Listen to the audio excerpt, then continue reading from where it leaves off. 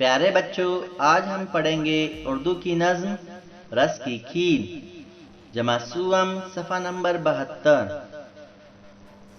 एक रोज की बात है भाई, रस की हमने खीर पकाई। एक रोज की बात है भाई, रस की हमने खीर पकाई। पहले रस गन्ने का निकाला, इसको हांडी में फिर डाला।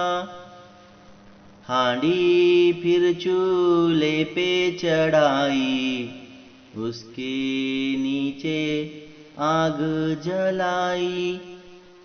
चावल धोकर रस में डाले, रस को हिलाया धीरे धीरे। खच खच करके पकती जाती, हम सब से ये कहती जाती।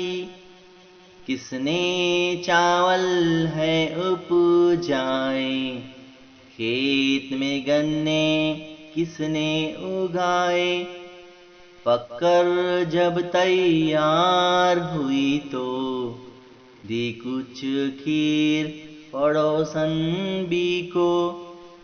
खुश होकर हम सबने खाई, खीर थी जैसे रस की मलाई। एक रोज की बात है भाई, रस की हमने खीर पकाई।